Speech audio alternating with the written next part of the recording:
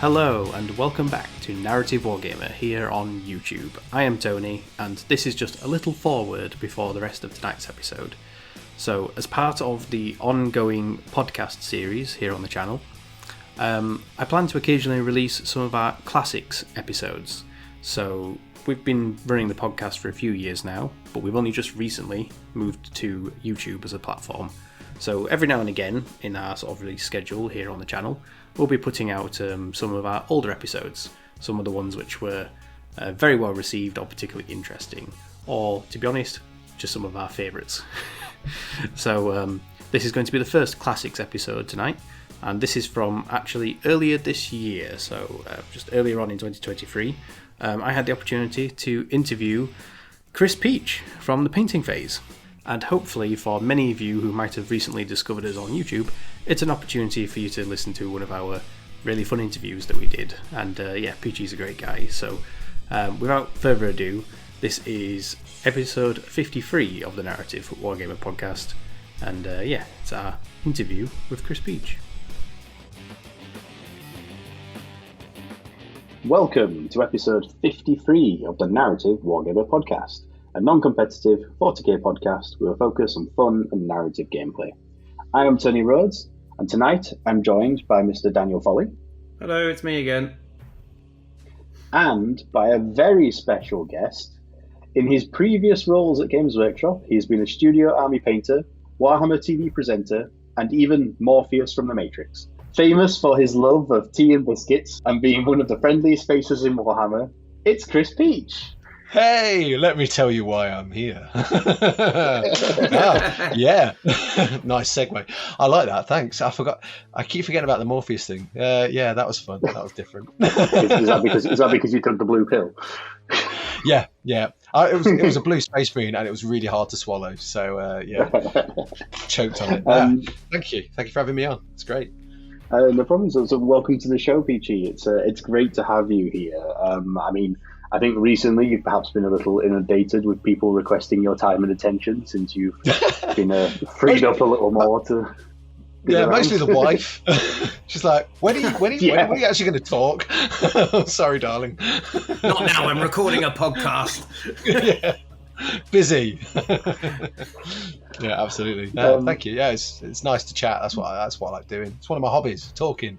Probably too much. Yeah, it's a great hobby. It's what we do here all the time, and especially when we get to talk hobby.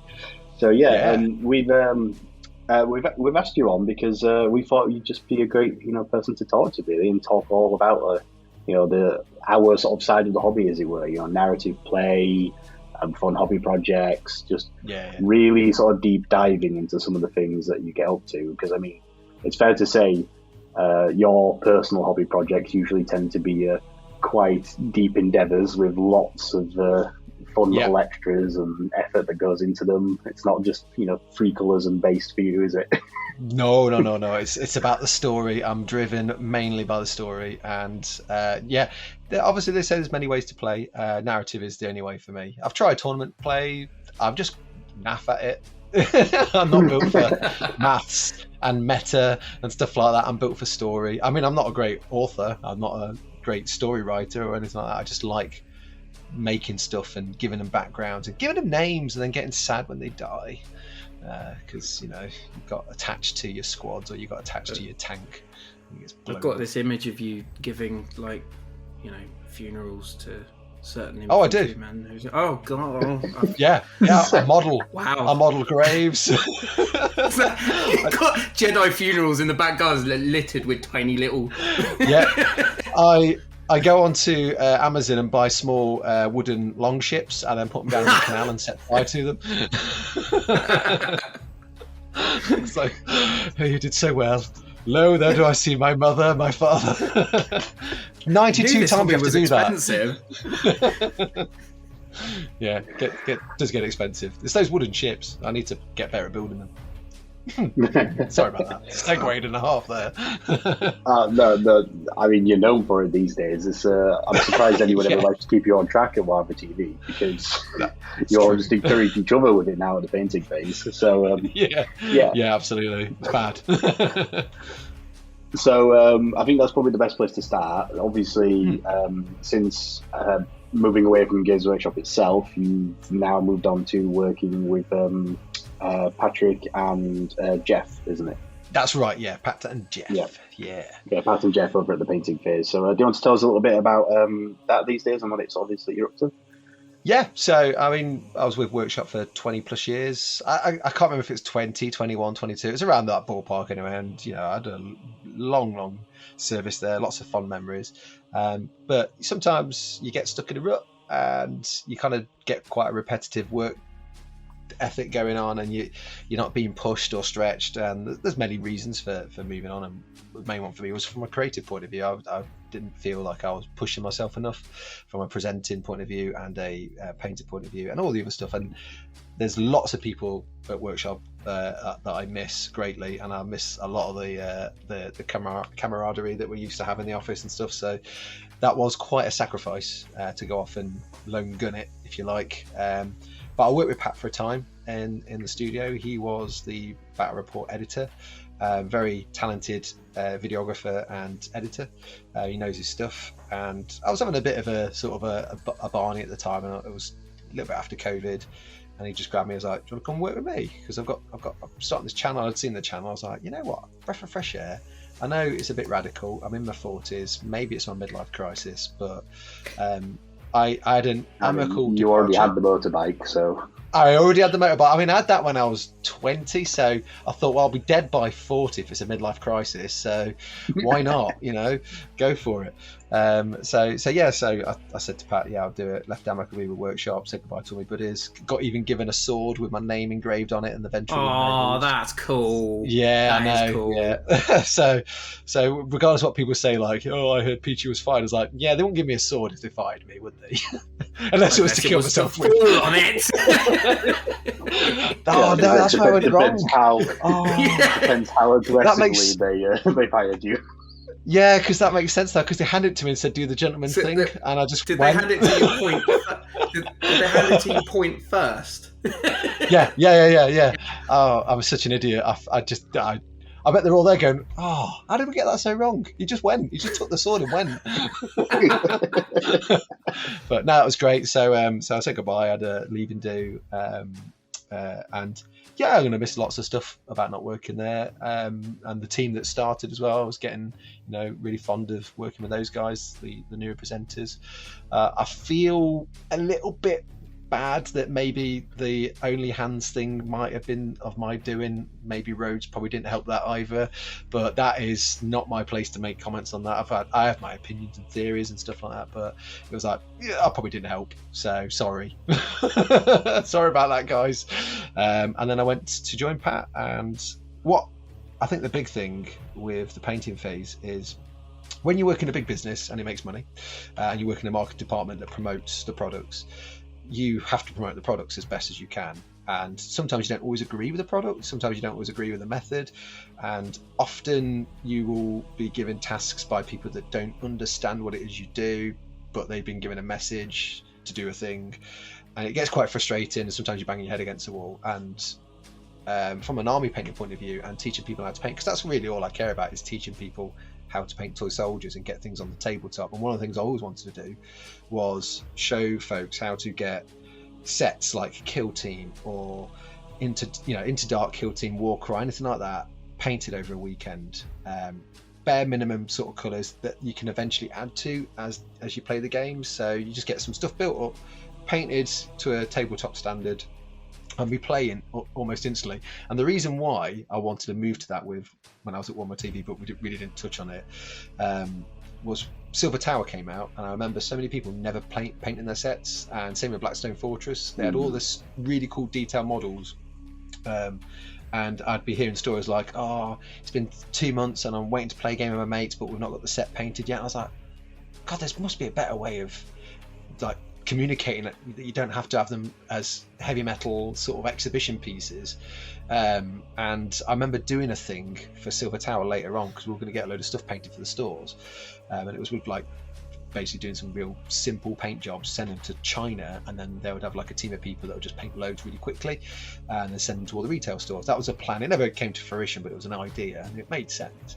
And I came up with a really sort of simple way of getting like everything in Silver Tower painted up, and I was like, we could have done this as a video. And that was the ethos I took into the painting phase, going, right, most people in the hobby aren't Juan Hidalguez or Richard Gray that want to spend 120 hours painting a single figure. Most of us want to get things played with straight away. We probably have a couple of hours in the evening. Parents, kids, college students, university students, just people in full-time work. How can I help them get stuff on the tabletop so they can be playing games and then add to it later on? And that was what we did with the painting phase, is paint guides that get your stuff on the tabletop. They're a bit rough and ready, a bit loosey-goosey, but then there's the extra step stage that if you feel that you want to add to them over time, there's that opportunity to do it, but there's no sort of pressure to do it, if that makes sense. So yeah, I know we got slated a bit at the start because people are like, oh my god, this is awful. It's like, wow, it's tabletop standard. I mean, I literally did that man in 7 minutes. That paint job's 7 minutes long, and if I want to add to it, I can, spend another half hour on him if I really wanted to, or longer. And recently, this week, in fact, or start of this weekend of last week, was we painted up Angron, and I wanted to get Angron painted in less than 6 hours. How do you go about painting Angron in less than 6 hours? It still looks good on the tabletop, and ties in with the Wild Eater's armor we've done as a previous video. And yeah, you can do anything in the time that you're given, and that's what the channel's aimed at, is helping I'd probably argue the majority of hobbyists out there get stuff on the tabletop so they can play games and have fun. Because that's what we're really here for, is painting and playing and having fun. Yeah, I like the context. Sorry, I went on what you do. No, I like the context of what you do, and it's quite nice to see those shorts, especially being used as sort of, this is almost like an intro into what could be done further on down the, which is a really nice way of doing it. Yeah. I mean, talking of the shorts, I keep getting told. Sorry, Tony, what you saying? No, I go and tell us about the shots. Oh, I was going to say, on the YouTube shorts, we keep getting told that I sound like Gordon Ramsay, and I don't know why, because I can't hear it and I can't see it. So we've lent into that now, so we're going full Gordon Ramsay with our shorts. So, but they're really interesting because they're a good way of getting people to the channel, because it's like a quick, you only get a minute on TikTok for a short, so it's a really good way of like going, hey, here's a really quick way of, and we do those. And what I find really interesting is we do those in two parts, certainly early days, where like the Into Dark set, like the Breacher, we did like the tabletop standard, or battle ready if you like, and then the next steps, and the tabletop one gets the most views, which is really interesting. So that tells me that people are more interested in getting stuff done on the tabletop quickly, and some people will watch the extra steps if they want to, but it's usually less than half that are actually into the extra steps, which I find fascinating, which drives me to do more tabletop level stuff, really, because that's clearly what people want. So yeah, it's great. I mean, so I could say that one of the things I really appreciate about the painting phase stuff is that it's these tutorials that don't at some point inevitably tell you to crack out an airbrush. It's either here's how to do this thing really well, and at some point within that it'll be like, right, now we get out the airbrush, I'm going to do this, this and this. Or conversely, it'll be a video that talks about getting an army painted really quickly and getting battle ready really quickly. And what they're really talking about is crack out the airbrush and just never forward. Being able to do a quick tabletop ready method of painting without needing to have the investment of airbrushing is something which I think you do incredibly well, and actually there isn't that much of out there. Not as much as I would have expected it to be. It's I guess I'll go with the lowest common, the most common denominator, which is I don't assume people have an airbrush. I don't have an airbrush. I've been passed on an airbrush now, and I need to get a compressor, and I won't be bringing that into every video. That will be like, hey, watch Peachy try and learn how to use an airbrush. This is a very different tutorial. But I always try and go with the lowest level, so I'll be like, I've undercoated this grey, or I've undercoated this black. If you don't have this colour, just base coat it after. If you have an airbrush, use an airbrush. But for this, I've gone with a spray. And now we're going to apply everything with a brush, because surely most people can get a hold of a brush somewhere along the line. An airbrush, not so easy. There's cost involved. Not only does the airbrush cost a lot, but then you've got to get the compressor as well. So I always try and keep, like you say, keep to the levels of The majority of people. I don't know if that's the majority of people. Maybe everyone has an airbrush at home. I don't know. Maybe I'm just the only one that doesn't. They've got them. Why don't you have one? I've got 6 secretly stored all over my house. I can't move. One in a holster. Yeah. That's it, on the side on your belt, just in case. Yeah. Classic Games Workshop hand flavour. I used to love that. I used to use that all the time for base coating, undercoating models, but it was so hit and miss. That thing was so hit and miss. So I remember having one that was perfect. Well, yeah, absolutely. Shake the can. There's still Promethean in it. Yeah, we used to get like so many of those flamer. What were they? They weren't airbrushes. They were just spray guns. No, they were sort of like spray guns. Yeah, and I had one. It was like my crown jewel, and it never failed me, and it always, because I used to use it to undercoat a lot of models with like scorched brown or dryad bark, because I used to do that as like I don't have to paint the boots and leather on straps because it's already done. So I used to use it for that all the time. And then someone in the department borrowed it. I think it was Rhodes. Or it was Baton. It was one of the two. And they didn't clean it out properly, and it was never the same. And I just had to get rid. And I hated them from then onwards. That's why I left Games Workshop. No, that's it. Big fat lie.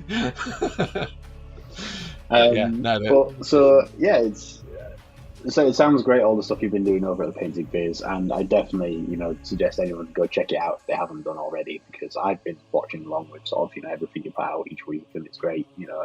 I think it's really insightful. Yeah. I think it's really friendly and approachable, and I think you always have a great time, and it's just really inviting. Yeah. It's got the vibes of the old sort of like hangout and hobby from Warhammer to it, but almost more personal, because there is that removed company sheen.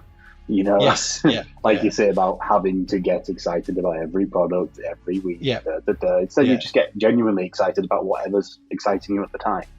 Yeah, absolutely. Yeah, and use the right paint at the time as well. That might not necessarily be a Citadel paint.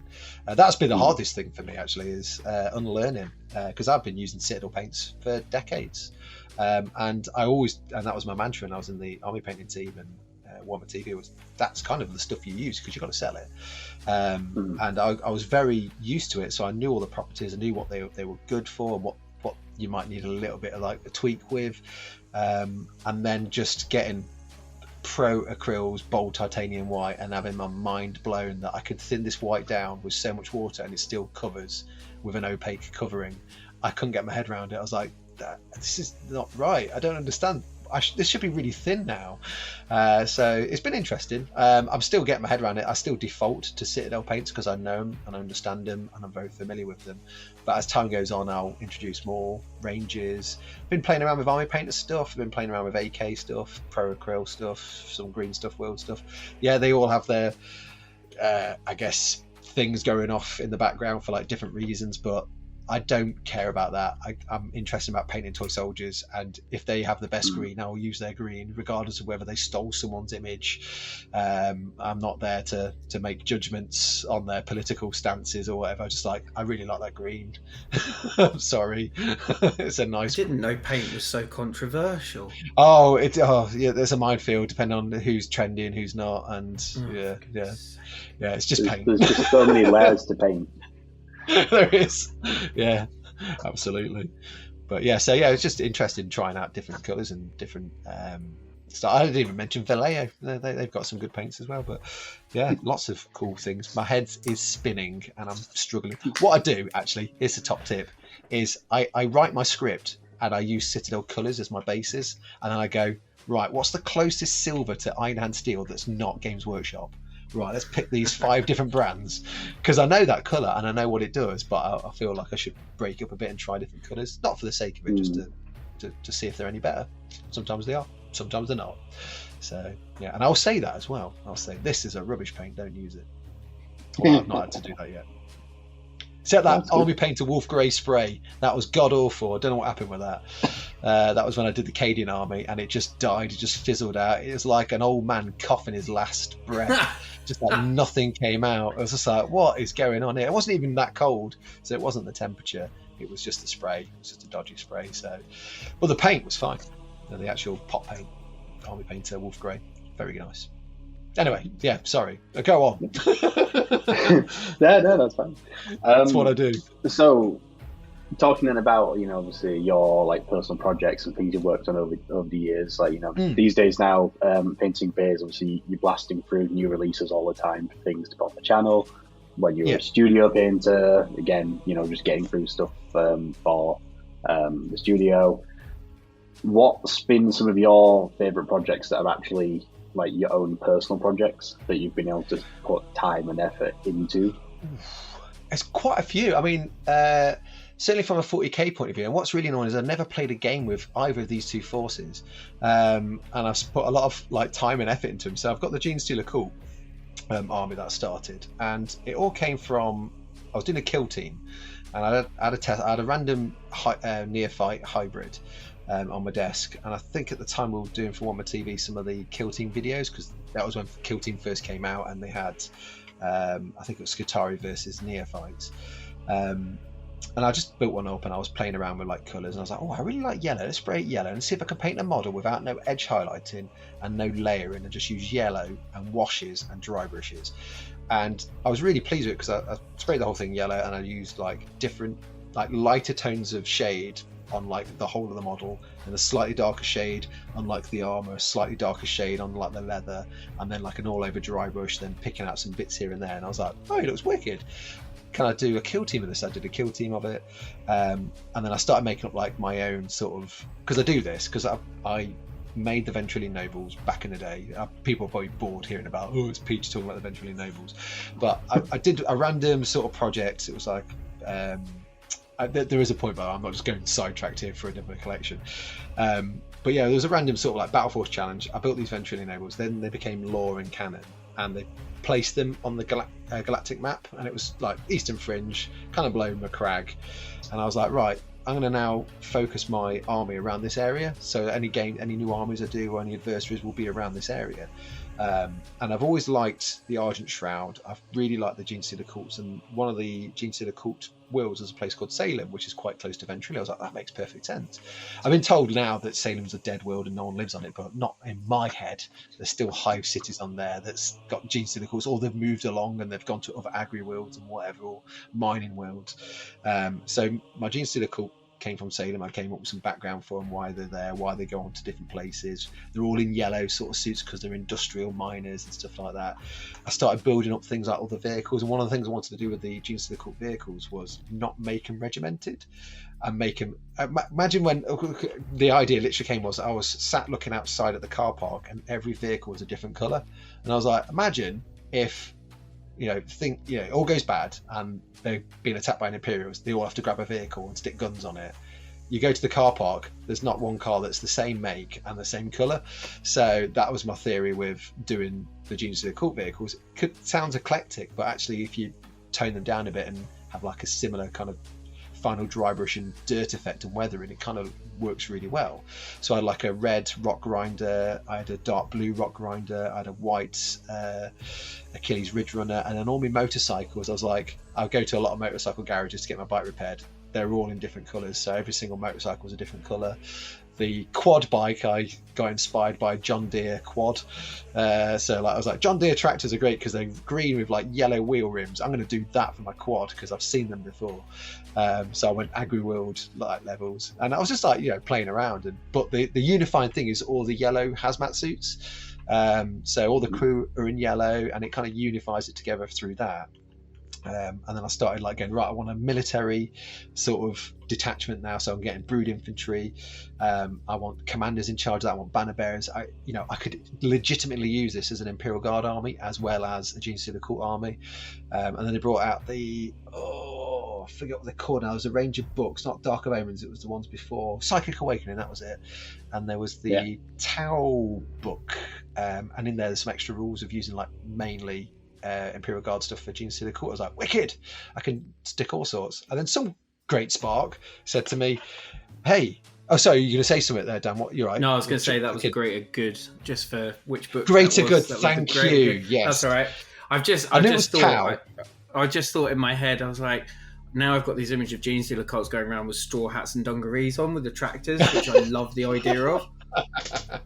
Yeah, a little bit of like straw hanging out the mouth. Yeah. All right there, my lad. How you doing?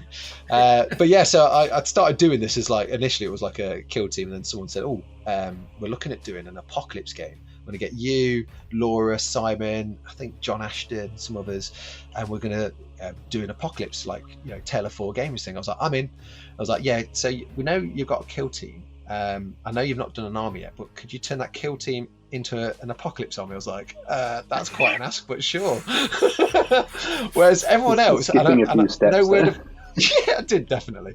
Everyone else is just like, "I'm doing knights and I'm doing 3 models," and the other guy's like, "I've already painted an army. I'm just going to add 1 vehicle to it." I was like, "Oh, great! I drew the short straw here," but it never happened, which was a shame.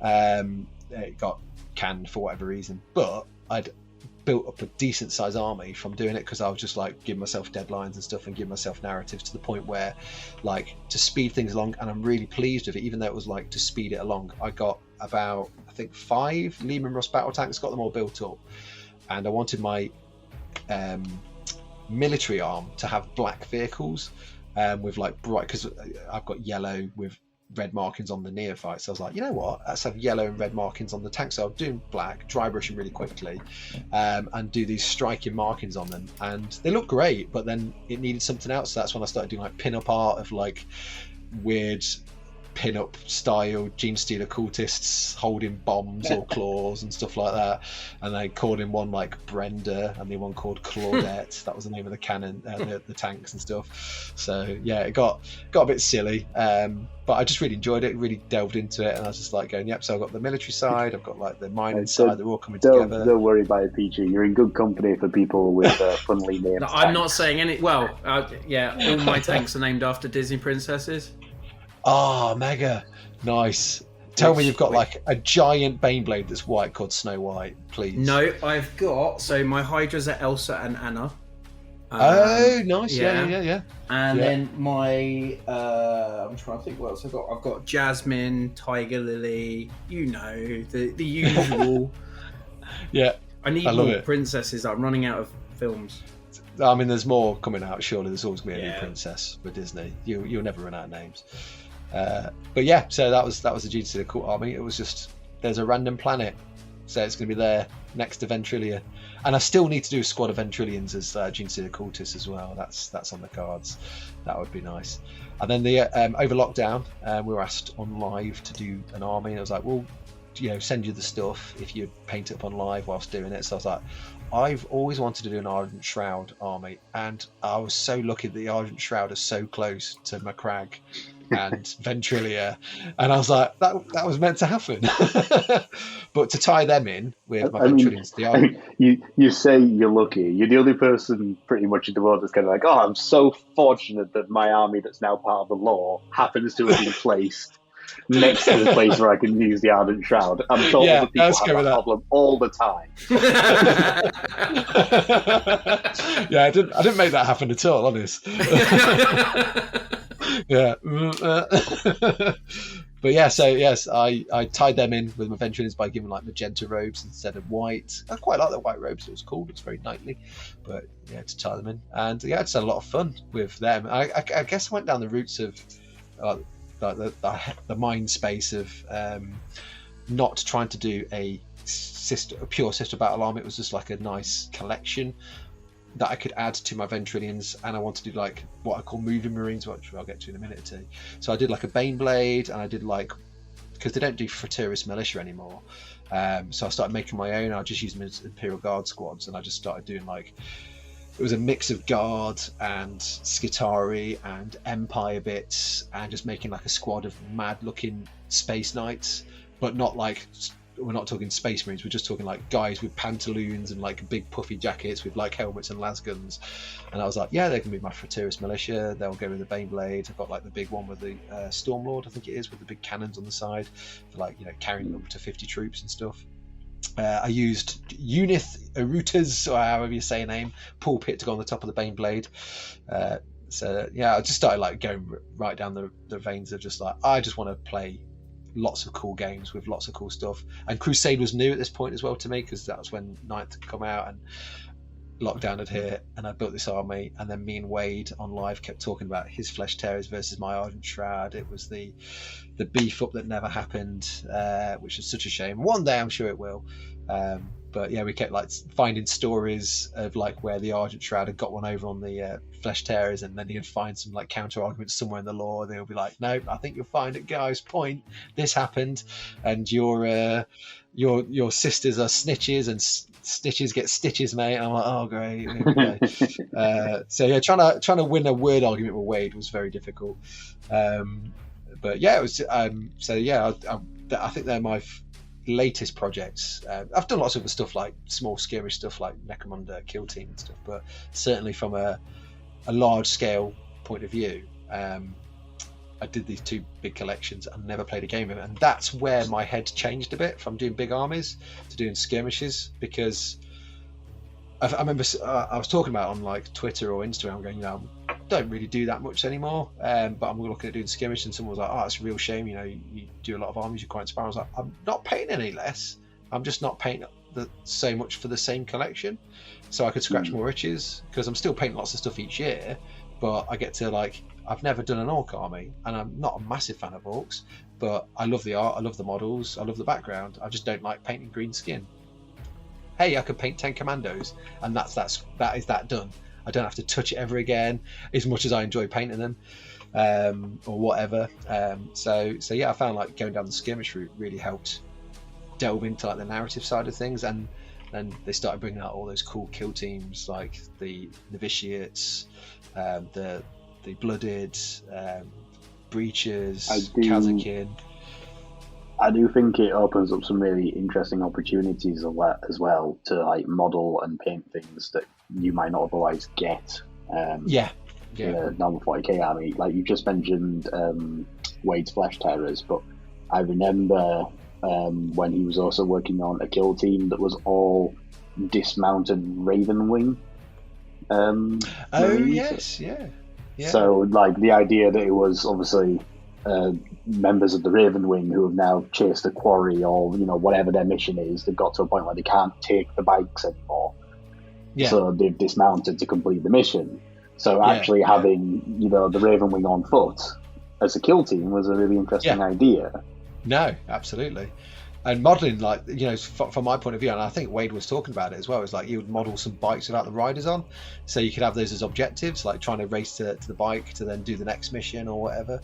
I'm a big fan of that kind of stuff, and seeing what like trying to think of some prime examples of where that would make more sense, like a crew, tank crew, Baneblade crew, like doing a kill team which is a crew from a Baneblade, and the Baneblade's broken down and the mission is to get it repaired, like Fury, or to hold this position. And that is nice. So you've got this position, your tracks don't work, your main cannon's out of ammo, but you've got your heavy stubbers on the back of your Stormlord, so there's only 5 or 6 of us, we've got to hold off this swathe of Tau or whatever. So I love that kind of like taking an element and putting them outside their normal format. Another good example I've heard mentioned once or twice was the idea of using the rules for things like the Navy breaching team or something, but what you're modelling is a collection of Imperial Knight pilots who are not in their knights. So it's them like trying to get through the ship, or whatever, to where their knights are stored, to actually mount up.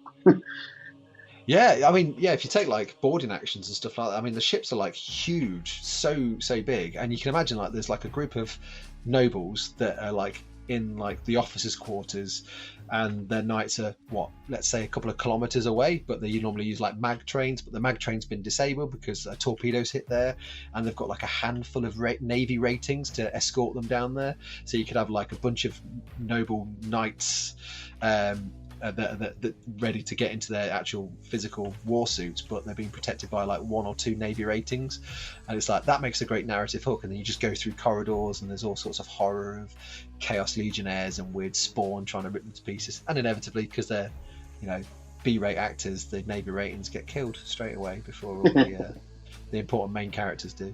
I say the one guy that does the one guy that does survive ends up jumping in an armature, and then ends up earning himself, the right to be a pilot.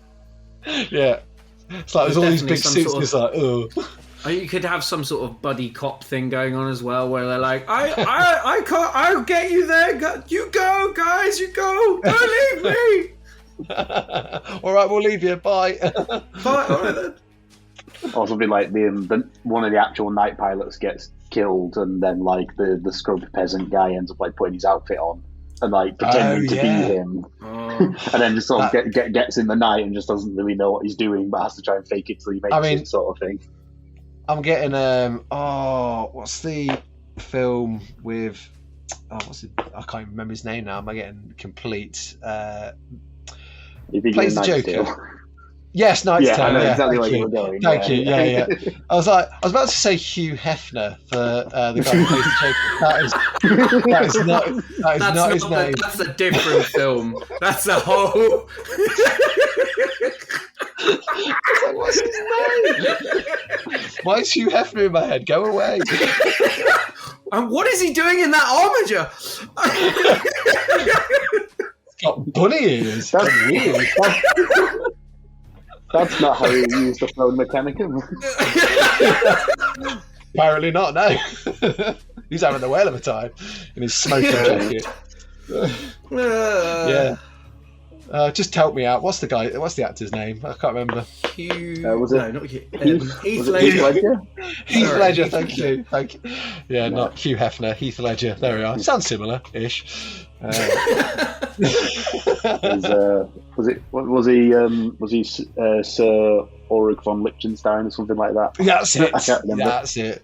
I mean, I've watched that film so many times, and I always forget like bits of films, but I just love it because it is comedy, and I suppose to a certain point it's like that probably would you would have like Robin Hood. Take Robin Hood, the one with Russell Crowe. He takes the role of Robin of Locksley, and I suppose that did happen when like knights get killed, nobles get killed and barons and stuff like that, and people will just go, oh, there's a suit of armour, and he's been gone 12 years. People probably aren't going to recognise who he is. I might just wear that armour and have a jolly, and it makes sense in a 40k setting to and that would, like you say, make a great narrative hook that he actually the actual noble died and he's just like his squire that used to arm him in the morning. It's just like, I'll carry it on. No one knows. It's just a big war suit. They ain't gonna tell. I love that. But yeah, not a Heath Ledger. No, Hugh Hefner. I kind of want to see that film now. That is a film out there that's. Yes, yeah, 40k is great. I mean, the thing I've always found, especially with like the kill team sets, is they really are helping to add like extra. I mean, for me, I'm in this place at the moment because I'm very much embedded in Necromunda, and there's not a single model that's come out from the kill team that I can't find a home for in Necromunda. So a lot of the new 40k kits are just so good that you can just use them anywhere. And same with like the RBTs. I always want to say R-bytes. I'm so used to saying R-bytes. It's so hard to say RBTs. I know that's the official term, but yeah, I've just seen like loads of conversions now in my head for like doing spirers using that armor, so like doing the Oruses and stuff like that, and maybe like heavily armored bodyguards for like some noble, as well as RBTs. But one of my favourite conversions of late, I know it's a 40k channel, but the neophytes, I converted those to make Sisters of Sigma for Mordheim, but it's not quite Mordheim. I use Warcry. I play Warcry, and I've done them as a Warcry warband, so I've literally used what's called the Free Guild list, so the Sisters of Sigma stuff, so you get like what is great swords and handgunners and spearmen, and I've just literally used their rule set but converted the new neophytes, because that set's amazing, because not only do you get like a nice mixture of different specialists, but you also get enough bits to give them all auto guns, or enough bits to give them all auto guns and swords. And I was like, that's incredible. This one set, I can build them all with pistols and swords, or with rifles, or as a mixture of all these different specialists, which to me is good hobby levels of thinking there from the sculptor. And yeah, because you got the swords, and I've got loads of like Sigmarite stuff, I've done a couple with hammers, so they count as great swords. I've done a couple with the swords and the shield, and they've got the fleur-de-lis. So I just cut a bit off, and it just looks like a circlet with like a little nose guard. And then I just painted them in white and blue, and they look like Sisters of Sigmar. And I was like, I really like these. I'm going to do more of them. So yeah, even like 40k miniatures, you can just look at them and just go, yeah, I can find a use for those. Doing other stuff with. Yeah, I can't stop myself. All I need is a piece of text in a book, and I'm done. That's it. It's a whole new army. Say, like, do you have any like examples off the top of your head of something that just like sprung an idea to life, as it were? So I think most of them in the last few years have all just come from a piece of text or a piece of art. So I used to get a lot of compliments about my Cities of Sigmar army. You know, where did the idea come from? Because at the time Sigmar had come out, and the world that was, or Warhammer Old World, was destroyed, and there was a lot of negativity and like, I can't use these armies, I can't use these models, how does these fit in this setting? And it was, you know, understandable, because I had an Empire army, I had quite a good collection of like Warhammer fantasy armies. But what I discovered with Age of Sigmar was I could do more I could push more, I could try new things. So I decided to do an Armies on Parade, and to do it as an army on parade. And then I just ordered a bunch of kits. So I was like, I want some great swords, I want some dwarfs, I want some elves, I want a mixture of different races for this city I'm going to make. There was one piece of art that was in the I think the first rulebook that came out for Age of Sigmar, and it's just like, there's I think one of the Stormcast guys who's got a lantern, he's like stood on the side, he's got a Griffhound, and there's just loads of different humans of different categories and like, you know, I guess classes and stuff like that are just milling around. I was like, that's cool. So that the piece of art sprung this whole idea of me doing a city, a Sigmar that has Stormcast in it. In my head, the Stormcast wouldn't wear helmets because they're engaging with the humans. They want to have that human connection, and you get more from reading the expressions on someone's face, so they understand like these are humans, we're godlike to them, so I still need to get them to do stuff. But if I have this weird mask on that's emotionless, it sends, you know, the wrong kind of signals. So I made like this idea of a storm host that rarely wore their helmets. There was a whole thing going, they should all wear helmets. I was like, no, mine are going to be bareheaded. And then I just like, just because you wanted to be contrary, just like, no. Yeah, absolutely. Yeah, it was to annoy one guy in the studio because he really liked the idea of them all having helmets, and I was like, I'm going to annoy you and not have any on mine.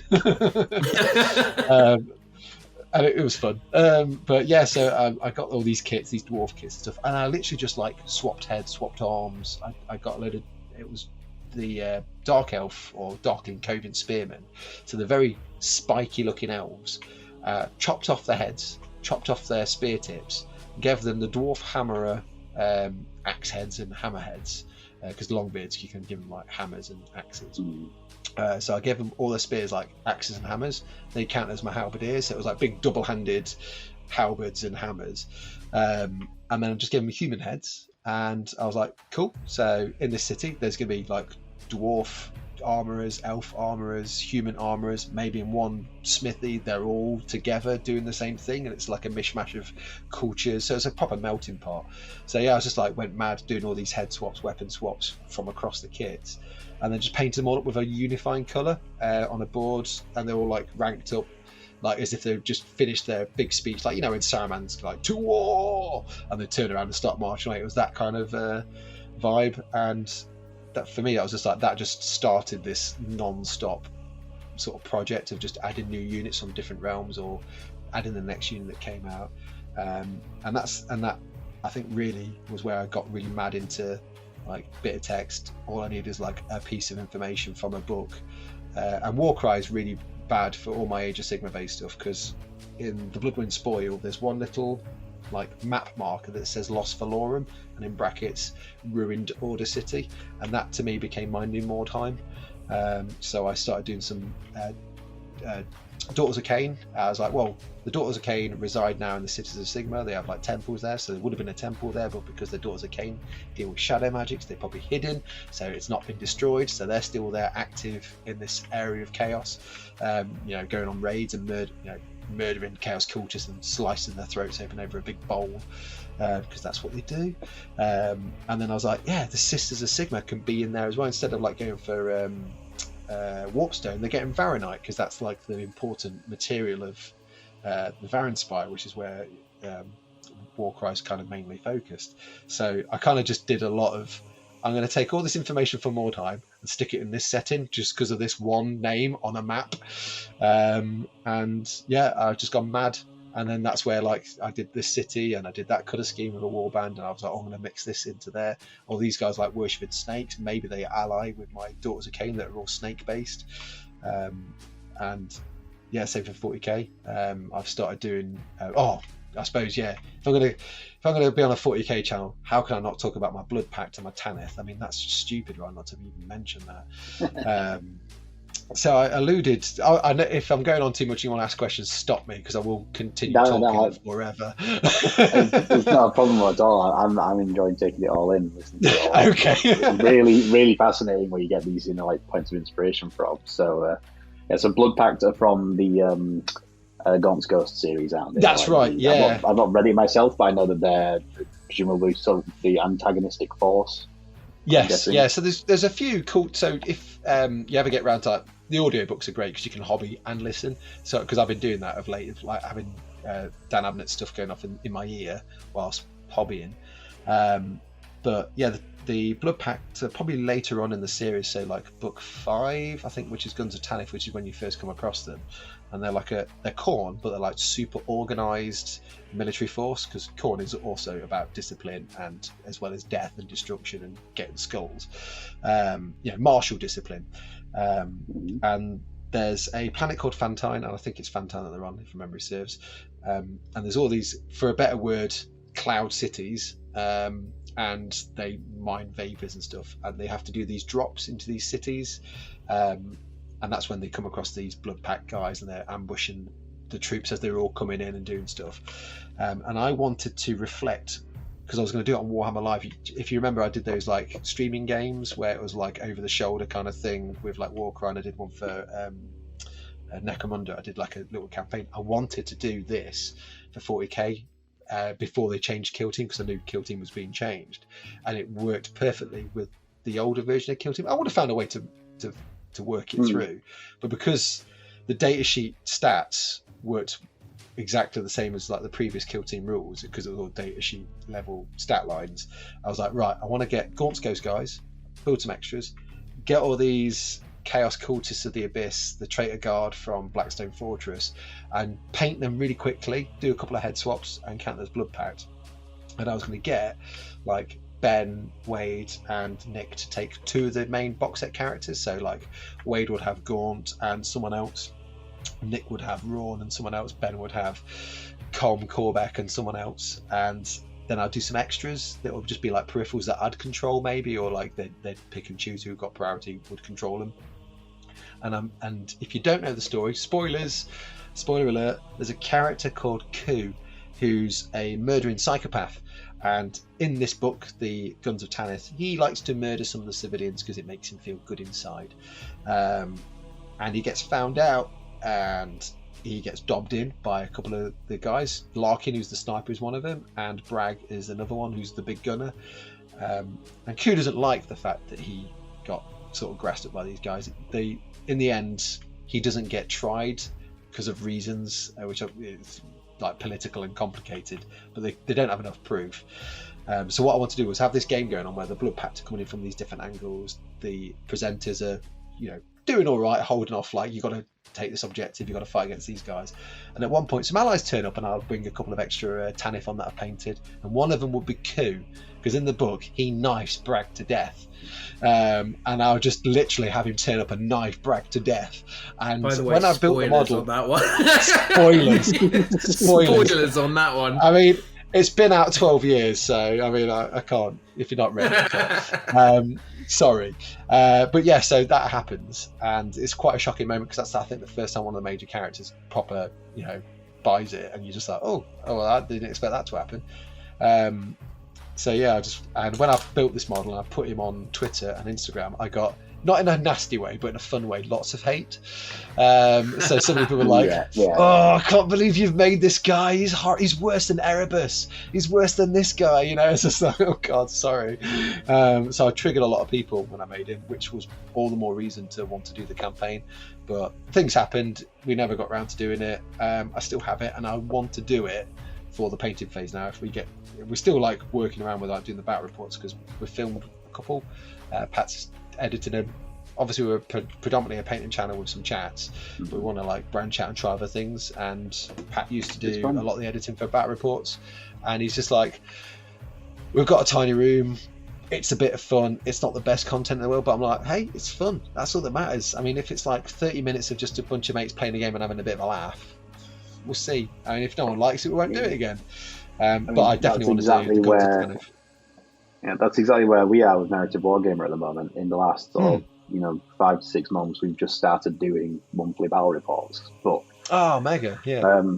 We put them out over on YouTube, but for us, it's all really narrative-driven stories and missions. Yeah. So it's all like missions taken like Crusade mission packs or legendary missions from the Warzone books, stuff like that. All these things have come out in the last couple of years, and then we throw in theatre of war rules, so we've got environment effects. Like the first one we ever did was Orcs and Admech fighting to get hold of a radioactive power core. Because it was that radioactive, it was actually like putting out more and more game-wide debuffs as the game went on, because things were degrading due to the radiation. Yeah. That's genius. Like that, so it's all the stuff you never see on YouTube channels, because it's all the stuff that's in the sort of periphery books that is actually quite interesting, which is nice to take part in, actually. So it's quite good. I have a question. Can I ask a question, Tony? Can I jump in with a question? Go on. And 50 minutes in with our chat with Peachy, I suppose you might as well ask a question. I'll go a question. So I am aware that you're a bit of a historical wargamer. I am. Yes. So yeah, as am I. So do you use any of those sort of your historical knowledge to sort of base armies on, or base scenarios on, when you're thinking about it? Like, do you draw, so for example, do you think, I'd really like to do these from this period of history, or I'd really like to do this battle because of this period here? What sort of is your favourite period of history to draw upon for narrative? So definitely, yes. I've always done that, and I was encouraged to do that more when I moved into the studio, because guys like Dave Andrews, Mark Jones, Neil Hodgson were all like, that really is where Games Workshop started, was they were using historical stuff and putting it in a fantasy setting. And there's nothing wrong with that, because we understand that. So if you take 40k, for instance, I mean, you've got like Ancients and Napoleonics merged together in space. So, Greeks and Romans fighting with Napoleonic line infantry against aliens. I mean, that's, they've got armor and they've got laser guns, but it's that kind of level of, you're taking those tropes of that kind of style and imagery and then sticking it to a sci-fi setting. So I for a long time, I've been a big fan of Napoleonics, and my Ventrilian nobles were heavily drawn from that. It all started with like this Battle Force challenge, and I literally because I was doing an Empire army anyway, I had some spare Empire heads with big plumes, and I was just test fitting and messing around and trying different things. I was like, I want to do something different with my Cadians. I don't want to go down the modern day or World War II kind of style of clothing. It's like fatigues. Do I do like a different regimen? I don't know, maybe. And then I just plopped on this Outrider head with a helmet and a big feather. And I was like, I'll paint up like a British sort of like line infantryman, and I give him white trousers. But initially it was like red, then I put a couple of glazes over the top of it to make it magenta. I was like, actually I quite like magenta. I've always been a big fan of doing black armor and giving it a gold trim and then glossing it, because I don't have to highlight anything. So I just literally cool black lacquered armor, and it gave it kind of a Baroque vibe. So there's a sort of, I looked at it because I'm a big fan of Flash Gordon. I was like, they look a bit like the Imperial troops from Flash Gordon, but also Napoleonics. So I started to draw on my Napoleonic knowledge, and I wouldn't say I'm the most knowledgeable Napoleonics expert out there, but I'm probably like 1 or 2 Osprey books ahead of, like, I don't know, a few people that are listening. Doesn't mean I'm an expert. It just means I've read one or two more books. But there's a few books that I've been looking at. I was looking at the time, which was describing like light infantry, centre companies, how the British Army worked, and I was like, oh, I'm gonna base it off that. So the squads that I built were what I'd refer to as line infantry, and initially, so it's not 100% sort of verbatim like taken from here and taken from there, but I was like, the plumes are going to be the things that mark out the squads. So all the infantry have like white plumes, the officers and the command squads have white plumes with like little magenta tips on it, and then I started doing my artillery. Now normally like Napoleonic artillery wear like a navy blue kind of colour, like a royal blue, but I wanted to reflect that in the plumes and the feathers instead. So I was like, all my artillery will still have the magenta jackets, but they'll have blue plumes. If I do light infantry, I'll give them green plumes. So I did that for like a couple of like sharpshooters, and then I went, I like sharp, of course, why don't I do some green jackets? Let's do some green jackets. So I did some guys in green jackets, and then I started going down the routes of like, so I've done some I've probably got them on Instagram, I've definitely over here, I've got a squad of what I called the Grenadiers, first Grenadiers, which were based off Austrians, because I really like the Austrian outfits. This was like this horrible, lovely sort of off-white sort of beige outfit with like white piping and stuff. And I just literally just put that, gave them a different helmet, and followed the same armour style that the Ventrilians had. And I think I gave them. So you haven't thought much about it then? No, not at all.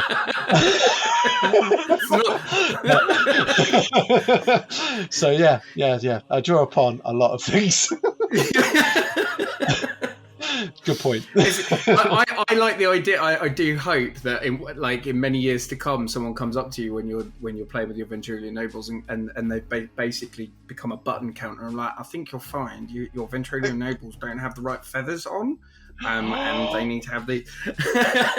Yeah, I mean, to be fair, I'd be happy with that, because I'll be like, good, because someone's taken the mantle and like carried it on.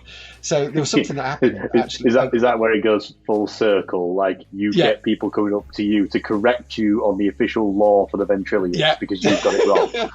yeah, absolutely. That's the way. That's how I want to roll. I mean, I've had it before though, because I mean, someone on Twitter had said, "Oh, Peachy, I hope you don't mind.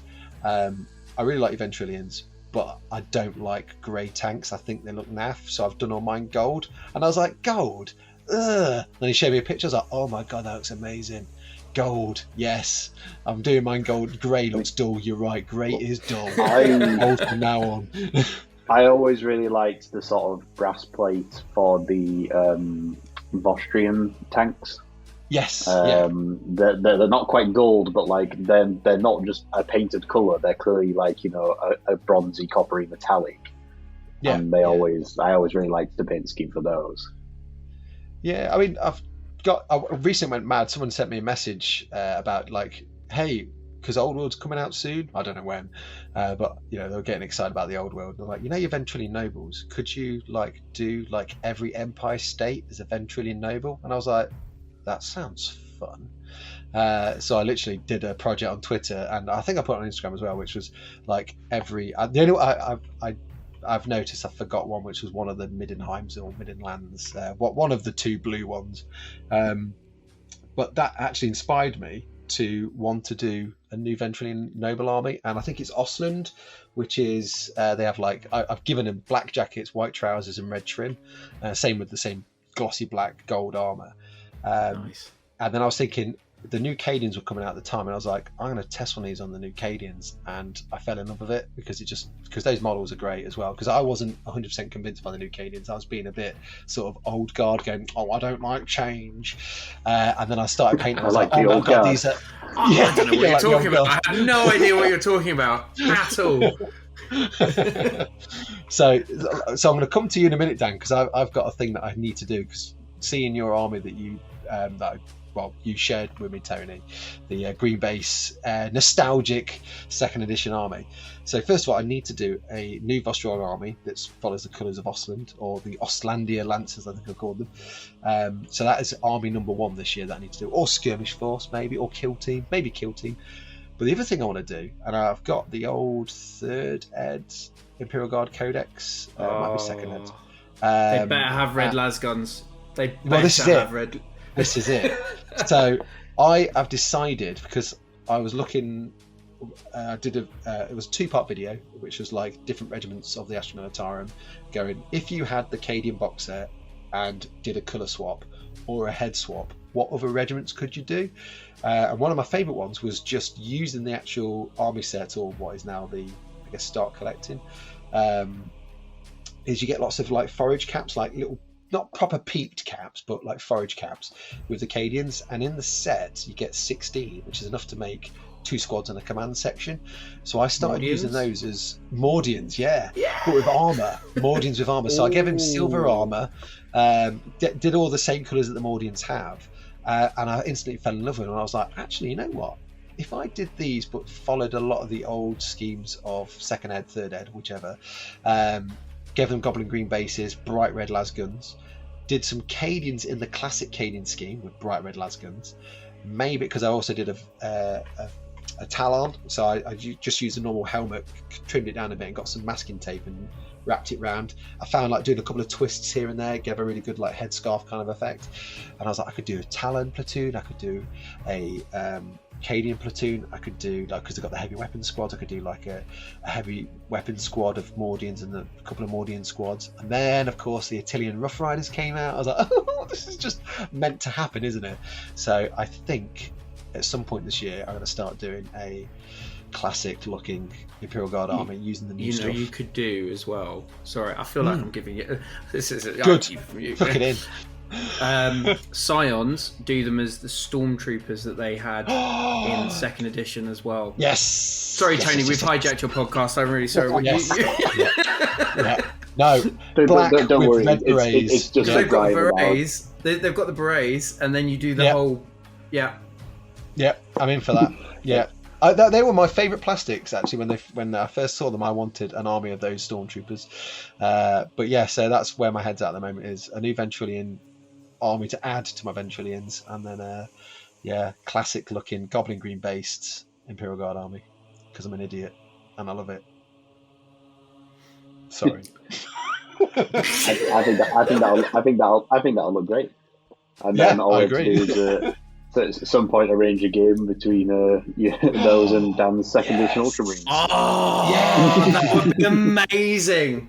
Because I've got, I've managed to acquire. Hang on, I've got it here. This is rubbish podcasting, but I don't care. Whirlwind, classic Whirlwind. Yeah, it's the old Whirlwind with the metal turret. Yeah. I mean, I love that. Nice, a metal turret as well. That must have been a nightmare gluing. Yeah. Yeah. Fun though. Well, so I mean, there's obviously plenty there, all about different kinds of hobby projects and painting projects and everything else that you've done for years gone by, and by the sounds of it, years to come. But tell us a little bit then about some of your sort of favourite experiences in the past, perhaps from like playing campaigns or other sort of things that you've done in the past with good like narrative spins on them, like experiences perhaps from the studio or just anything from recent history or whatever jumps to mind. Yeah, I mean, I've played so many games in the studio over the years that sometimes they merge into one. I think one of the ones that will stick with me for a long time, and I was still quite new to the studio at that time, so there was a lot of like, oh my god, fanboying of like all the celebrities of like White Dwarf and the studio. So I was just like, oh my god, it's Jervis Johnson, and I'm now getting to play a battle report with him. So that was fun, because me and Baton were using Chaos, if memory serves, and Jervis had never won a game in a battle report up to this point until me and Baton turned up, and we changed his luck because we were god awful. So that was fun. So that was my first instance of like playing a game with someone that I looked up to as a child, who was very instrumental in like, because Jervis is a very big narrative kind of hobbyist as well, so he's very into like the story side of it. So yeah, getting to play a game against him and just having no end of fun, and just watching, because he thought he had bad dice rolls, and just watching my dice rolls, it was like, it is classic, like, oh, hello, I'm James Johnson. It's like almost like Ian McKellen levels, and yeah, it was just that was a good experience. That was my first, I think, White Dwarf experience, which was great fun. I think one of the ones that stands out, it was a White Dwarf game, and again, it was so when I was a kid, I always wanted to do some Praetorians. Big fan of Praetorians. I know it was just like a head swap on some Mordians, but I'm a big fan of Zulu. Very good classic movie. There's no good guys, bad guys in that film. It's portrayed in such a way as just like two warrior castes fighting against each other, and one side wins, one side loses, and the others like go, yeah, we honour you, good job, all the power to you. We're going to head off home now and have some burgers. So I don't remember that in the. Oh yeah, it's in the extended cut. It's in the director's cut. Yeah. You didn't stay to watch the post-credit scene. Yeah, exactly. I knew I'd missed something. Always post-credits. I'm sorry, like a post-credit scene in a 3.5, or is it 3.5 hours? Zulu or something ridiculous. It's great though. I mean, so I was as a child, I was always confused by that movie anyway, because they did Zulu Dawn, which was the battle before Isandlwana. But that was like the sequel. It was like, so to me, it was like, but that's after. It's like, no, my dad's like, no, this happens before. You see all those guys dead over a cannon in Redcoats. Yeah. This is that bit. I was like, but why is it after? I'm like, oh, my dad just getting really frustrated trying to explain it to me. It's like, just because you're 7 doesn't mean you don't have to understand this. I'm trying my best here, kid. But yeah, so as a 90s kid, it always confused me why Star Wars started with episode 4. Yeah. As a kid, it confused me. But I mean, I guess those books were written, but just call it Star Wars 1. But I guess he knew, because someone did say he had written those books before, but I don't know. My Star Wars. I think it was said somewhere in like an interview or whatever that he had grander plans for what became the prequels than what the technology allowed at the time. So he wanted to revisit green screen. Yeah. All green screen. But yeah, so Praetorians, big fan of Praetorians. Really loved the Battle on the Farm, which is pretty much Zulu. Read that over and over. Went to my first games day, I think it was 95, 96. Supposed to go with my brother, he bugged out. Supposed to go with my dad, he then bugged out. So I went with my sister, she loved it. And that was when they had the Battle of Big Tooth River on, and there was even more Praetorians on there, and I was just like, this is amazing. And then I got the privilege of refighting that game with Dan Harden, but using Praetorians. So it was Battle of Glazer's Farm Part 2, and it was like 20 years later. Glazer's son is now in charge of the farm, and my Praetorians got to do a heroic last defense, and I think that is probably one of my fondest and most favourite games, because we both had the right mindset, which was having fun.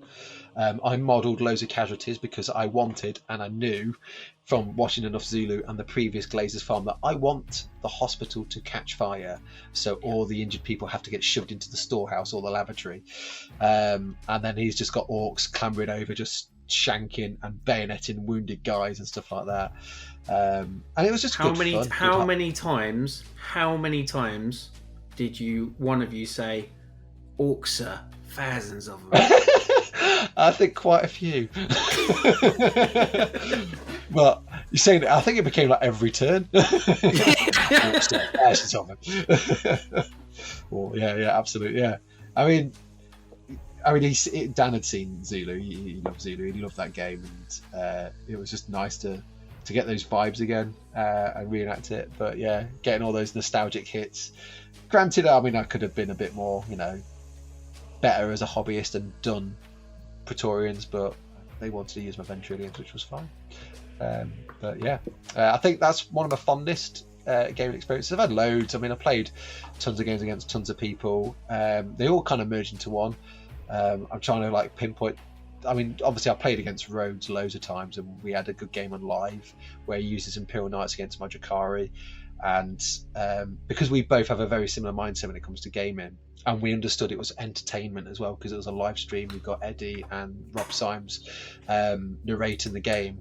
I was like, Duncan, the objective is, because there was an Imperial Knight that had been captured, a noble, a pilot, had been captured, and that was the asset that was trying to be captured from both sides. We were going to take him and torture him because we can, and he needs to get him back because it's from his House Griffith household. So in the end, the game boiled down to literally the last dice roll of the last turn, where I decided to use my husk blade and shank an Imperial Knight with it. And I did, and it blew up, and not only killed my lord who shanked it, not only killed the knight, but also killed the asset on the very last turn. It was just a monumental explosion that we were both like, well, that didn't go well. But it was full of laughs. So yeah, I mean, the intention was he had to rescue him, I had to torture him, and we all died. But yeah, plenty of games. It's really hard. I mean, I still want to do the thing with Wade, the Flesh Tearers versus the Ardent Shroud, and that was something we talked about a lot at length over lockdown, and that's kind of like the one that got away, I guess. And at some point, yeah, it'll be nice to revisit those two, playing with those armies, and settling the beef that never started. Speaking of Wade, and to sort of come back round to your Gene Stealer project, one of the things you did do in recent years that I remember watching along with was Claw and Order. Oh yeah, Claw and Order. So, do you want to tell us a little bit about that? Well, I mean, it started off, and this is the downside, right? Of when I say downside, it's a massive upside, but it's also a massive negative. When you're sat next to a hobbyist like Wade, and he's sat next to a hobbyist like me, you're your own worst enemies. And he was like going, I really want to do a kill team game for live, because he was like running live shows. He was like, I'm trying to think of someone to play against, but I can't think of anyone. You got any thoughts? I was like, well, in the meantime, do you want to play against my neophytes? He was like, oh yeah, because I was thinking of doing like Arbites. I'm going to use these guys, I'm going to convert these, I'm going to use some of the enforcers and this, that, and the other. I was like, cool. And then he came back and was like, I've got an idea for a name. We had a bit of a laugh, and then it became Claw and Order. And I was like, my guys are all going to be working in the factory, your guys are all the police. And we just was literally riffing off each other. So we had this whole idea of like a campaign to do. I can't remember what happened in the end. I think actually lockdown is what happened. Actually, if memory serves, lockdown happened. And I had built some stuff that got him excited, so he built some stuff that then got me excited, so I built some more stuff, to the point that we were going to do a game where it was his RBTs, in like a sort of containment area, lots of containers and stuff. It's like a shipping zone, and I'd got a load of the Age of Sigmar ghouls, and on the skull pack you get like some skeleton. I don't know if they're Hormagaunts or Termagaunts, but they don't look like any of them. And there's a Tyranid skull, and there's a lot of them, about 20 on the box set, and I literally put those heads onto the ghouls and painted it as flesh as opposed to as a skull. And it's what we then named Nightmare Fuel, because they looked terrifying. So I did like this weird off blue grey kind of skin tone, and so they looked sickly, they looked terrifying. And we called it the nursery. That was going to be the next game. Was like, this is the nursery. These are all the experiments from the biologists that's just gone wrong. And I did like a big crypt horror with like a big skull on it as well. And then there was it's called Grimwatch, which is one of the Underworld warbands, which are all flesh eaters. And I gave them there's a guy with a big double-handed axe, and I cut the axe off and gave him a Gene Stealer cult icon, so it was like an icon. And all the others had like holding skulls, and they just looked horrendous. And we were so eager to do this game where you literally were just like endless waves of these things coming on, and you had to take out the queen, kill the queen, and then get the hell out of Dodge. So it's very reminiscent of probably a Necromunda game, which is like the zombie horde, just endless zombies coming on and seeing how long you survive. And we're going down that vibe. But yeah, having games against Wade, and trying to burn the dog on every mission, because he had one called Exterminatus. It was the Hound. I lost points on the chat for that. I think just is Peachy going to burn the dog? Yeah, he's killed the dog. Cool, nice one, Peachy. That's all I could kill. The rest of his guys are just so rock hard. So I went for the easiest target and the hate. But I forgot about Claw and Order, so thank you, Tony, for reminding me about that. Can't believe I forgot it. Great times.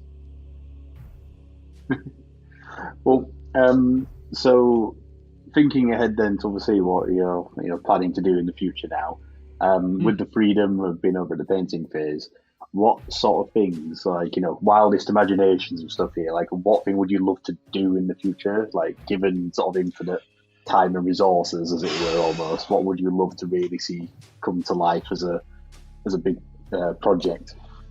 So I've got loads of like ideas, and at the moment it's I think my ideas are bigger than what we can do on the channel, but I definitely want to build an interior of a spaceship and do lots of boarding actions with different decks, so because you've got all the boarding action scenery, I want to mingle that with like the Necromunda, Zone Mortalis stuff, and make like hangar bays, make corridors.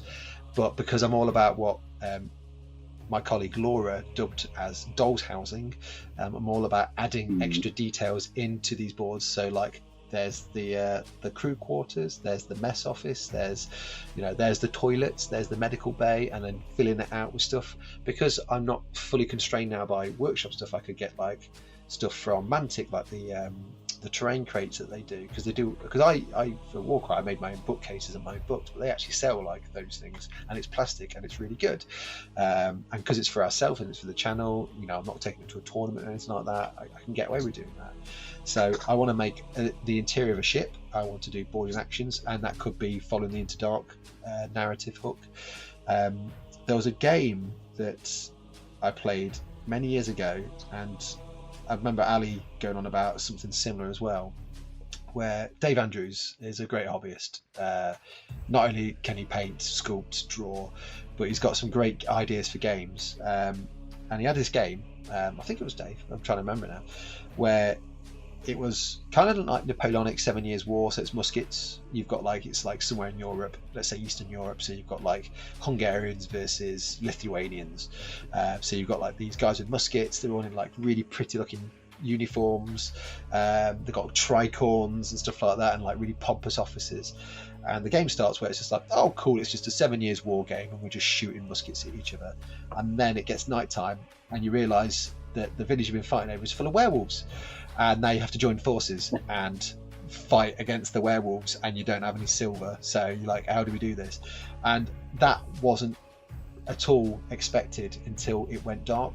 So you're thinking you were just fighting a normal historical game, and then it went dark, and then the games master just went, so this is what's happened, is you hear some howling and werewolves have turned up. You're like, what the heck, what am I playing right now?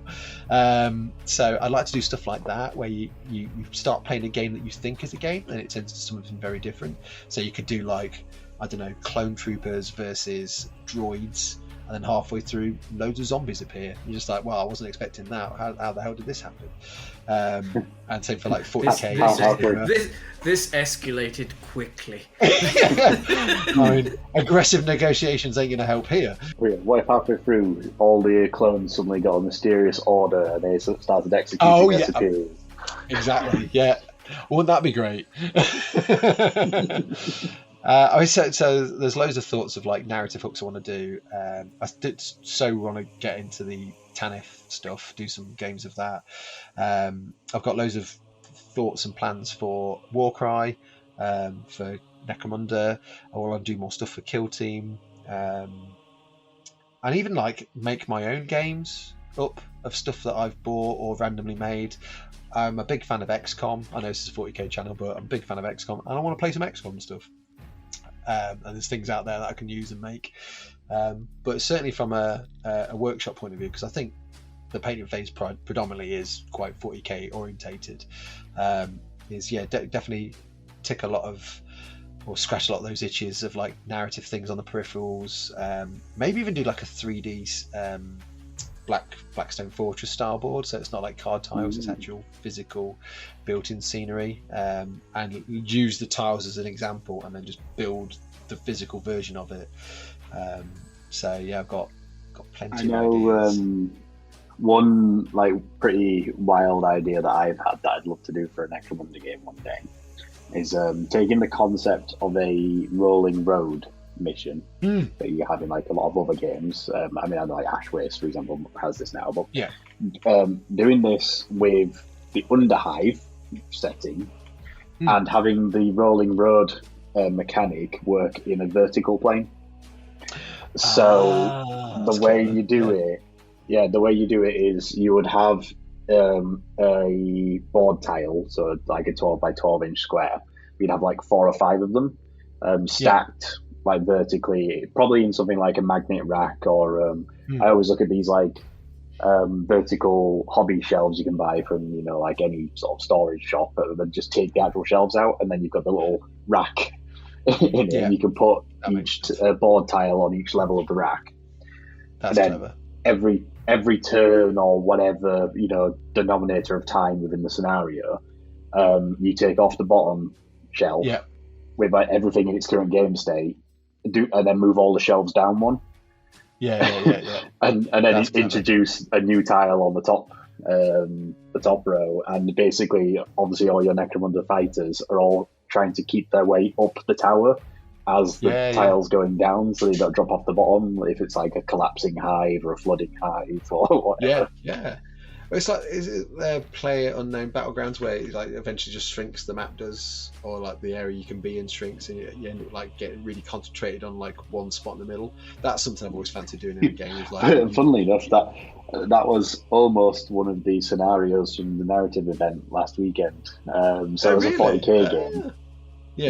So as a 40k game, one of the theatres of war from the recent, I think it was the Rift War Warzone book from like 6 months ago or whatever. One of the theatres of war for that is that there's like an increasing radius from the table edge of an area that inflicts mortal wounds at the start of the turn. So like at the start of the first turn, any units within 3 inches of the table edge, so the D3 mortal wounds, and you add 3 inches to that range like every turn. And then there's like a secondary layer, so like by turn 3, if you're within 3 inches of the table edge, you take like D6 mortal wounds instead, or like 2D3 instead, and it becomes harsher and harsher. So the armies are forced into the like the center of the table to avoid being harmed by the encroaching aura of mortal wounds from the table edges. Which, funnily enough, the narrative reasoning for that, with it being in the Rift War book, was it was meant to be a chaos ship that has literally got like a mutated jaw on it, and it's like it's clamped onto another ship and it's crushing it as it's trying to like eat it. So like the environment's getting smaller and smaller. I had a game system I made myself ages ago. It's not like a workshop-based game system, but I Battlefleet Gothic could work quite well with it. I made like a load of ships. I had a big space map, and I made a physical ship. It was just like cardboard tiles and whatever, but I had like a representation of that ship on the star map. So I had like this, to one side of my table was like a floor plan of the ship with your crew in it on the bridge. There's the engineering, there's the medical bays and stuff like that. And I had the star map with like a Battlefleet Gothic game going on. And when your ship got hit on the side, it would affect the side. You have to roll for damage, and like you might get like, I don't know, a section on the ship where it's like suddenly like a breach, and then the doors have to breach down, and some of your crew might get sucked out into space. But then, depending on which side like the boarding torpedoes would hit, would affect where on the ship they would connect. So you have to position your crew around the ship, but also when it's taking damage, you've got to fix it. You've got to get your commander. If your commander's on the bridge, then he can do more commands. But if he's busy fighting the baddies, there's less commands that can be done. If your engineer's down in the engineering place, he can fix it. But if he's on the bridge issuing orders and dealing with like all the other crews, so that was something I wanted to do with 40k. How do I go about doing that? Obviously with board and action, those titles, you're like, well, I could probably scratch together like a spaceship or something like that. Have you ever thought about going back over previous editions to use some of the rule sets to influence and almost like bolt on to it's not a bad shout. Create things? So, for example, the Sentry rules in, this is showing my age, but the Sentry rules in 4th Ed are really good. Yes, I know which ones. Yeah. So, like, is that a possibility you might be interested in? Like just to flick through and go, they're really cool. So I'll port those in.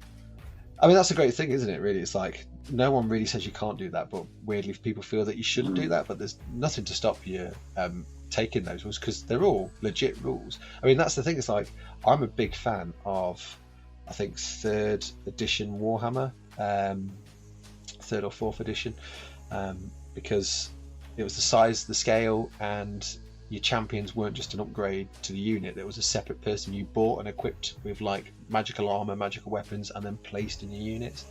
And you could have like, there was like a little monster bestiary. So I had dwarfs, and at the end you could buy a manticore, you could buy a swarm of spiders if you wanted to. I was like, that's cool. Why, you know, it's like loads of little things, and like, you know, when you go about equipping them with different runes or magic items, it felt a lot more customizable. But then I really like the stuff that says that you're right, it's like a nice choice, I guess, depending on how you want to do it, how you want to play them. And then you got things like Warcry, Kill Team, Necromunda. For me, Kill Team's fun, but Necromunda scratches more at the narrative and the minutiae. And I know I'm going on. So I had this notion of doing like moving marines, right, and having like 3 or 2 space marines, building them up, and having like endless swarms. I guess Dark Tides help, you know, embolden this in my head. So you'd have like a squad, and it don't have to be Marines, it could be like RBTs or like Scions and stuff, but they're elite and you want them to survive longer. And I had this notion of like going down the route of Inquisitor rules, but making them a bit more freeform, a bit more less complex. And it wasn't until recently, I can't remember what the dice is for, but what I wanted was a table of different body parts, and when they got hit, different things could happen. So you don't just like take a wound and you die. It depends where you've been hit, what's been hit, and how it affects the rest of that game. And I found a D20 that it's either a D20 or a D12 that has pictures of a human body, but different explosions on different parts of its body. That's awesome. So it's like one that's like the groin, one that's like the left hand, one that's like the right hand. I was like, I can do this game now where when you get shot and it says successful hit, you roll on this dice. It's like you've been hit in the head, roll on the head section to see what happens. Eye injury, -1 to your ballistic skill. You're like, oh no. So that's now going to affect you. And That's it gets amazing. to a point where you... Oh, where do you get those? And I want one. That'd be great for Necromunda or...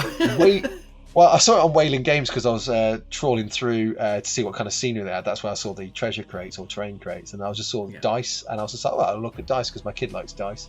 And I just saw this like D20 with like, I think it's like red, black, white, different versions of it. And I was like, I need to get some of these because this could make that happen. I could do moving marines with just a dice roll and like a chart. If you do moving marines, will you have the las cannon that works like a bolt thrower? Because that was one of the coolest things. It was one of the coolest things. Yeah. I'm in for that. But that's the other thing as well. Is like the enemy. It's not about you're going to kill hundreds of enemies. It's about how long you can survive as the. So what? Because I did a James Bond game years ago, and I was probably going to use a similar sort of mindset, which is I play the baddies and my friends play the agents, and you're going to win. But it's how many survive and how long it takes you to do the job, and how, you know, did you actually do everything? Did you succeed at everything? Did that guy get assassinated but you still stop the bomb from blowing up or whatever? So it's that kind of thing where the Marines are going to win because the enemies are there to slow them down. They're kind of speed bumps. But it's like, how many Marines made it, and did you actually secure the bridge, or did you? So it's kind of like, I guess, down, you know, scratching it like Space Hulk, but you know, going a bit more in depth of that, but just not having like loads of like complex rules. It's just like you roll a dice and then you can sort the chart and then see what happens. It might be a D6 involved, like head, roll a D6. Oh, eye injury, -1 ballistic skill. Oh, damn it, I have to just scrub that out now. Now ballistic skill like naff. So I'm literally can't shoot. I might as well just pull my knife out. But yeah, like leg injuries can slow you down. Arm injuries can, you know, ruin your ability to fight in combat. If your weapon's in your left hand and you lose your left hand, you can't fight your melee weapon. You have to fight with your pistol, but your pistol's run out of ammo. Can you reload it? No, you need your mate to reload it. So you have to use an action of your mate to reload your pistol for you. So it's all those kind of level of like details. Getting carried away. No, I love it. It's very Inquisitor 54, which is very cool. And like you said, that thinking about it, you could even do like, I vaguely remember late Rogue Trader having, for a vehicle chart, you would roll like a grid reference and it would select where it would be in the drawing, which is quite cool. So it's a similar kind of thing, but obviously a lot less complicated with the dice rolling, which is cool. Yeah, that's it for me. It's streamlined, isn't it? Yeah, same.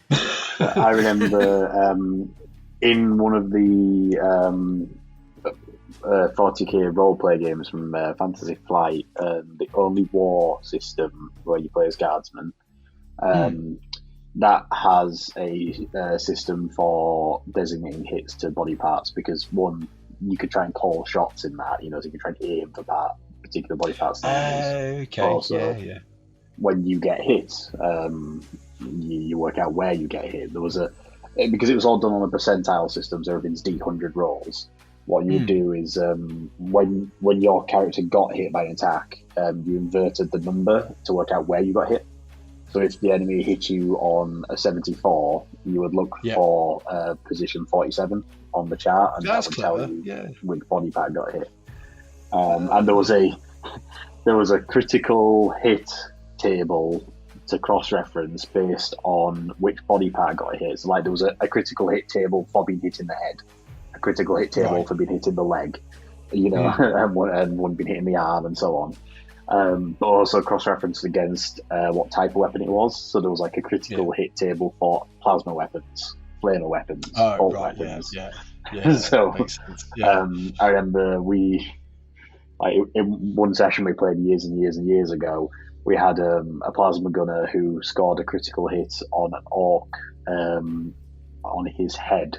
But the funny thing was, so the damage from the hit wasn't enough to kill the orc knob. So he didn't kill him, but he caused a critical hit on his head with a plasma weapon, and the result was basically his head just spontaneously combusted. He just caught fire. So it didn't kill this orc knob, but instead, obviously, he just went off running into the distance, flailing away, trying to put his head out. He was on fire and horribly scarred. Yeah, plasma fire. That's going to hurt. And then, as any good GM would, I think a couple of sessions later, I had that horribly scarred orc knob reappear as a returning NPC, because he just had this horribly, scarred and half melted orc face as a result, and he had a grudge to settle with those cardsmen. I bet he did. You can't miss him in a crowd either. Oh, that's great. Yeah, I love. Sometimes I like scratching it, making things a little more detailed, but not too complicated. But I need to do more role play. I think that's something I've learned over the last few years. I've not done enough role play. My favourite thing about the Only War system, so because the idea is that you're all playing guardsmen in the 41st millennium, but you're all playing player characters, so you can't just have every character dying in total party wipes every session. Guardsmen. What would happen instead was every character has a comrade. So basically, you have a secondary guardsman character with you, who's the red shirt. So every time, whenever you were in combat, any time an enemy attack would roll a hit roll against you with a double, it didn't hit you, it hit your comrade. And comrades only had three states of being. They were either uninjured, injured, or dead. Cool. So literally, they could take one hit and survive, and if they took a second hit, they died. So basically, almost every session, most players' comrades would be dying or barely surviving. So you had that sense of an attrition rate in a guardian squad without your player characters dying every session. Oh, that's cool. Did they have a 15-hour kind of thing as well? Because they say 15 hours is the life expectancy of guardsmen. Each game you play, you're getting closer to your 15 hours. You're like, oh no, we're getting close to dying. How long have I got left before I'm officially supposed to be dead? That would be fun. See what happens. There's some brilliant stuff in that game system. I'd really like to revive it and maybe do something on the channel with it in the future. I think it would be brilliant. That would be quite cool, especially with that tank, that tank crew idea that you had earlier. That would be quite cool to do. Oh yeah. Fury meets a Baneblade. I'm afraid, Peachy, as much as I would love to just keep talking with you for hours on end about all these wonderful ideas and madcap solutions you've got for things, we're running out of time with it. So before we wrap everything up and finish everything out for tonight, do you want to just give us some last little updates for where people can find you these days and the sort of things you're doing? Yeah. Where they can find you on social media and everything else. I have a Twitter account and an Instagram account, and it's at Peachy Tips. They usually have like some hyphens before it because for some reason Peachy Tips is already taken by someone else. But you'll be able to tell because I have a Necromunda Arbite's face. It looks like me, so it's a piece of art that was passed on to me ages ago. So that's my Twitter and Instagram, and then I have a YouTube channel called The Painting Phase, and it's a mix of chats. We always put a chat out on a Monday, and then usually sometimes twice a week, mostly once a week, we have a painting guide. Sometimes it might be a battle report as well. So we have a nice bit of a variety of content, and of course we have Patreon as well, where we have lots of different tiers, and we give you different benefits, and one of them is feedback, and the other one is get me on a screen for 2 hours teaching you how to paint or helping you with your painting. It's the Peachy Tips tier, so if you ever needed any sort of like, how do I paint an army really fast, you can have me for 2 hours, and I will try my best to help you. And I thought you were going to say, and I'll paint it for you in those 2 hours. And I'll paint it for you. You know what? Sorry, I'm going to waffle a second, but I've been thinking about doing a charity event where I'm just like, you can have me for 12 hours. I'll do whatever. I'd be very careful on the wording on that. Well, I know. Hobby related. But I'm not above washing pots either. I can wash pots. But yeah, it was a thought I had the other day, going, that'd be quite good fun. Just like go around someone's house and help paint an army with them, as a sort of a charity thing. But yeah, you've got to be careful you don't go to a murderer's house. So it's always a thing. But no, thank you for having me on. It's been great just to chew the fat, talk about hobby, talk about narrative. And now I'm kind of like, I need to revisit that army, and I need to add that. I never finished that unit. Thanks for reminding me. So yeah, giving myself a big list of things to do now. Thanks. Must play a game against Wade's Flesh Terrors one day. Oh god, yeah, absolutely. I need to make that happen. It's got to do. I'll just get him on the show. I'll just say, get yourself fired and come on the show, and then go back. That'd be great. Well, I hope some of the listeners have enjoyed listening to everything we've been talking about tonight, and been able to pick your brain for stuff, and maybe they've got some inspirational ideas of their own now. I hope so. I hope I haven't bored them. So yeah, thank you very much for coming on and doing this, and I look forward to everything else that you're putting out in the future. Yeah, thank you very much for having me, and I shall see you round. I'm doing the wave. No one can see the wave, but I'm doing the wave. So until next time, guys, this has been the Narrative Wargamer Podcast, helping you to discover more ways to play 40K.